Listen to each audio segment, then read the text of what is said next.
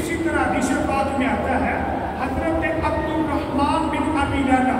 وہ اس حدیث کو روایت کرتے فرماتے یہ ہیں، حدیث کے الفاظ یہ ہیں، حضور جان عالم صلی اللہ تعالی علیہ وآلہ وسلم نے ارشاد فرمایا لا یؤمن عبد حتی اکون احب الیہ من نفسی واہلی احب الیہ من اہلی وعطرتی احب الیہ من عطرتی وذاتی احب الیہ من ذاتی۔ حضور جان عالم صلی اللہ تعالی علیہ وآلہ وسلم نے ارشاد فرمایا تم میں سے کوئی بھی شخص اس وقت تک مومن نہیں ہو سکتا جب تک کہ میری ذات اسے اپنی ذات سے بڑھ کر پیاری نہ ہو جائے، جب تک میری اہل بیت اطہار اس کو اپنے خاندان سے بڑھ کر پیاری نہ ہو جائے، وَأَهْلِي أَحَبَّ إِلَيْهِ مِنْ أَهْلِي میری اولاد اسے اپنی اولاد سے بڑھ کر پیاری نہ ہو جائے، وَذَاتِي أَحَبَّ إِلَيْهِ مِنْ ذَاتِي اور میری ذات اسے اپنی ذات سے بڑھ کر پیاری نہ ہو جائے۔ حضور فرماتے ہیں اس وقت تک وہ مومن نہیں کہلائے گا، مومن تب کہلائے گا جب اپنی جان سے بڑھ کر، اپنی اولاد سے بڑھ کر مجھ سے بھی محبت کرے گا، میری آن سے بھی محبت کرے گا۔ اب اس حدیث پاک سے پتہ چلا اہل بیت اطہار کی محبت کس قدر ضروری ہے، اپنی جان سے بھی بڑھ کر، اپنی اولاد سے بھی بڑھ کر حضور سے محبت کرنی، حضور کی آل سے محبت کرنی۔ اب حدیث پاک پیش کرتا ہوں، حضرت عباس بن عبد المطلب اس حدیث کو روایت کرتے فرماتے ہیں، فرماتے لو ان رجلا سعیدا بین الرکن والمکان فصلى فصام ثم مات وهو مبغض لأهل بیت محمد قد دخل النار۔ حضور نے فرمایا جو شخص اپنا وطن چھوڑے، اہل و عیال چھوڑے، رشتے دار چھوڑے، دوست احباب چھوڑے، اپنا ٹھکانہ بیت اللہ میں بنائے، وہاں نمازیں پڑھتا جائے، وہاں طواف کرتا جائے، وہاں حج کرتا جائے، وہاں عبادتیں ریاستیں کرتا جائے، لیکن مرے اس حال میں اس کے دل میں اہل بیت اطہار کا بغض، اس کی زندگی کی ساری نیکیاں، اس کی زندگی کی ساری عبادتیں، اس کی زندگی کی ساری ریاستیں، اس کی زندگی کے سارے طواف، اس کی زندگی کے سارے حج، اس کی زندگی کے سارے روزے، ساری عبادتیں اس کے منہ پہ مار کر اس کو جہنم میں داخل کیا جائے گا۔ طواف اسی کے قبول ہوں گے، حج اسی کے قبول ہوں گے، عبادتیں اسی کی قبول ہوں گی، ریاستیں اسی کی قبول ہوں گی جو حضور سے بھی محبت کرے گا، حضور کی آن سے بھی محبت کرے گا۔ اس حدیث پاک سے پتہ چلا نمازیں قبول جو ہوتی ہیں، حج جو قبول ہوں گے، جو روزے قبول ہوں گی، جو ریاستیں قبول ہوں گی، اس کی مین وجہ یہ ہے کہ جب تک اس کے سینے میں حضور کی محبت، حضور کی آل کی محبت نہیں ہوگی تو یہ چیزیں بھی اسے فائدہ تب دیں گی جب اہل بیت اطہار کی محبت ان کے سینوں میں ہوگی۔ اب ایک اور حدیث سے واپس کرتا ہوں، ذرا سبحان اللہ کہہ رہا ہے۔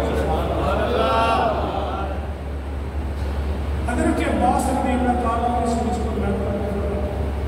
حضور جانے صلی اللہ تعالیٰ علیہ وسلم کی بات کی ہوتے ہیں، عرض کرتے یا رسول اللہ صلی اللہ علیہ وسلم میں لوگوں کے پاس جاتا ہوں، لوگ گفتگو کر رہے ہوتے ہیں، لیکن جب میں جاتا ہوں تو چہرے کے رنگ ان کے بدل جاتے ہیں،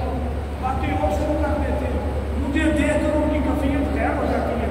حضور نبی کریم صلی اللہ علیہ وسلم نے اپنے صحابہ کو بلایا اور اپنے صحابہ کو مخاطب کر کے فرماتے ہیں لا يدخل قلب رجل الایمان حتى يحبكم لله ولرسوله ولقرابته۔ نبی کریم صلی اللہ تعالی علیہ وآلہ وسلم ارشاد فرماتے ہیں تم میں سے کسی شخص کے دل میں ایمان داخل نہیں ہوگا، تم میں سے کسی شخص کے دل میں ایمان داخل نہیں ہوگا جب تک اللہ کے لیے، اس کے رسول کے لیے، میری اہل بیت اطہار کے لیے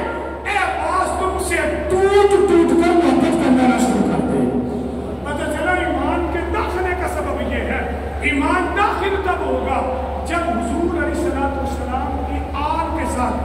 اپنی جان سے بڑھ کر پیار کیا جائے گا۔ حضرت علی المرتضیٰ شیر خدا اللہ تعالیٰ وجہ کریم کی حدیث کو بیان کرتے فرماتے ہیں حضور نبی کریم صلی اللہ علیہ وسلم نے ارشاد فرمایا من احبنی واباہما وامہما کان معی درجتی فی یوم القیامہ۔ حضرت علی المرتضیٰ شیر خدا رضی اللہ تعالیٰ عنہ اس حدیث کو بیان کرتے فرماتے یہ ہیں حضور نبی کریم صلی اللہ علیہ وسلم نے ارشاد فرمایا جو مجھ سے محبت کرے، جو مجھ سے محبت کرے، میرے بیٹے حسن سے محبت کرے، میرے بیٹے حسین سے محبت کرے، ان کے بابا علی المرتضیٰ سے محبت کرے، ان کی ماں سیدہ طیبہ طاہرہ سے محبت کرے۔ اب اس حدیث پاک نے یہ واضح کر دیا کہ صرف حسین سے محبت نہیں، صرف امام حسن سے محبت نہیں، صرف علی المرتضیٰ سے محبت نہیں، صرف سیدہ پاک سے محبت نہیں، فرماتے ہیں جو ان سب سے محبت کرے گا، مجھ سے بھی محبت کرے گا، حسن سے بھی محبت کرے گا، حسین سے بھی محبت کرے گا، علی المرتضیٰ سے بھی محبت کرے گا، سیدہ پاک سے بھی محبت کرے گا۔ حضور فرماتے ہیں کانا معیہ درجتی فی یوم القیامہ، جو ان سب سے محبت کرے گا کل قیامت کے روز میرے ساتھ میرے درجے میں ہوگا۔ پتہ چلا اس بات نے، اس حدیث پاک نے واضح کر دیا صرف ایک ہستی سے محبت فائدہ نہیں دے گی، ایک شخص سے اس کے ساتھ محبت فائدہ نہیں دے گی، بلکہ سب کے ساتھ، امام حسن کے ساتھ، امام حسین کے ساتھ، حضرت علی المرتضیٰ کے ساتھ، سیدہ طیبہ طاہرہ رضی اللہ تعالیٰ عنہا کے ساتھ، ان سے محبت کرنا جب سب سے محبت ہوگی پھر حضور فرماتے ہیں وہ شخص کا قیامت کے روز میرے ساتھ میرے بچے میں۔ ایک اور حدیث پاک عرض کرتا ہوں، حضرت امام حسین رضی اللہ تعالیٰ عنہ کا مقام و رتبہ کیا ہے؟ روایات کے اندر ملتا یہ ہے کہ کہا جاتا ہے کربلا کا شاہ حسین، کربلا کا شاہ حسین، واہ حسین واہ حسین سیدنا کے دل کا چین، واہ حسین واہ حسین حضرت علی المرتضیٰ کا نور ہے، واہ حسین واہ حسین تو حسین ابن علی جس کا نانا نبیوں کا سلطان ہے، جس کا بابا ولیوں کا امام ہے، جس کا بھائی حسن جنت کے نوجوانوں کا سردار ہے، اس حسین ابن حیدر کے لاکھوں سلام۔ حضرت امام حسین رضی اللہ تعالیٰ کا مقام و مرتبہ یہ ہے، حضرت ابو ہریرہ رضی اللہ تعالیٰ عنہ اس حدیث کے راوی ہیں، آپ فرماتے ہیں میں نے خود دیکھا ہے حسن سے حسین سے سرکار کا پیار کیسا تھا۔ حضور فرماتے ہیں یمتص لعاب الحسین کما یمتص الرجل التمر۔ حضرت ابو ہریرہ فرماتے ہیں میں نے خود دیکھا ہے حضور جان عالم صلی اللہ تعالیٰ علیہ وآلہ وسلم حضرت امام حسین کے لعاب کو اس طرح چوستے تھے جس طرح انسان کھجور کو چوستا ہے۔ اب یہ محبت کا انداز ہے کہ کوئی کسی کا لعاب چوستا ہے، کسی کے لعاب کو دیکھنے سے انسان کو گھننا محسوس ہو جاتی ہے، لیکن نبی کریم صلی اللہ علیہ وسلم نے حضرت امام حسین کے لعاب کو چوس کر بتایا کہ جو حسین ہے، جو حسن ہے، یہ معمولی نہیں ہے بلکہ یہ جنت کے نوجوانوں کے سردار بن کے تشریف لائے۔ اسی طرح ایک اور حدیث پاک عرض کرتا چلو، حضرت حدیث پاک یہ ہے، جس کا الفاظ یہ ہے، حضور نبی کریم صلی اللہ تعالیٰ علیہ وآلہ وسلم ارشاد فرماتے ہیں حسین منی وانا من الحسین۔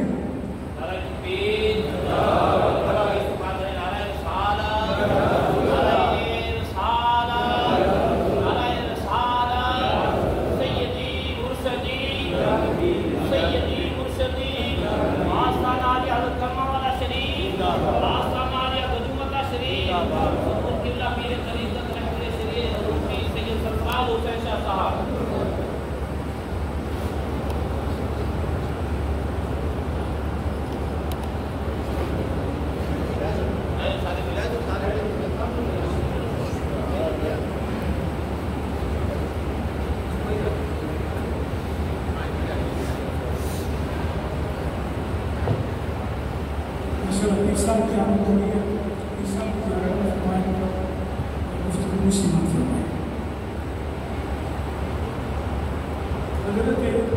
ابو ہریرہ رضی اللہ تعالیٰ عنہ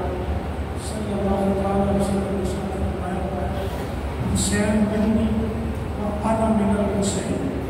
احب اللہ من احب حسین. نبی کریم صلی اللہ علیہ وسلم نے ارشاد فرمایا حسین مجھ سے اور میں حسین سے.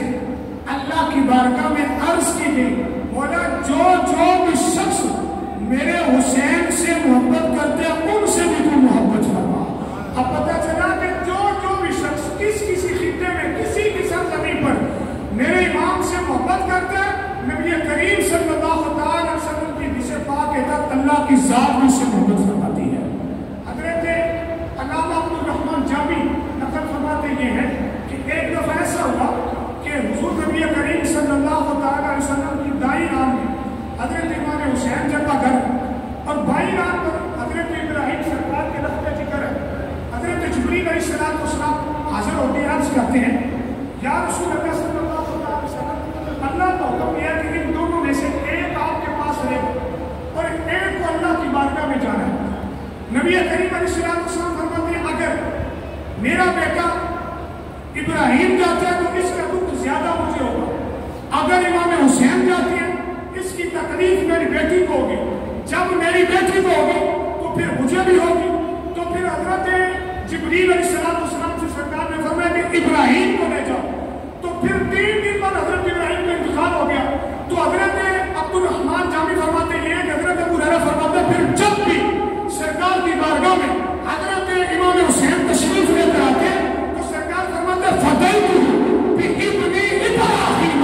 کہ حسین وہ ہے کہ جس کے بدلے میں نے اپنا بیٹا ابراہیم قربان کیا ہے. اور حضرت امام حسین رضی اللہ تعالیٰ عنہ کا مقام بڑا ہے. حضرت امام حسین رضی اللہ تعالیٰ عنہ نے کربلا کی سرزمین پر اپنی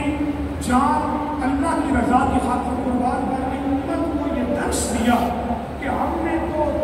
تیروں کی چھاؤں میں بھی نماز نہیں چھوڑی. تیروں کی چھاؤں میں بھی نماز نہیں چھوڑی ہے. سچا حسینی وہ ہوتا ہے کہ جب اللہ کی صدا لگائی ہے وہ سارے کام چھوڑ کر اللہ کے گھر میں آ جائے. سچا حسینی وہ ہے جو سچ کا ساتھ دیتا ہے. امام حسین کے ساتھ امام حسین نے جو یزید کے ساتھ جنگ کا سلسلہ ہوا امام حسین یہی کہتے تھے کہ تو جھوٹ ہے فرانی ہے ظالم ہے دھوکے باز ہے زانی ہے. تو جو ایسے کام کرے وہ یزیدی ہے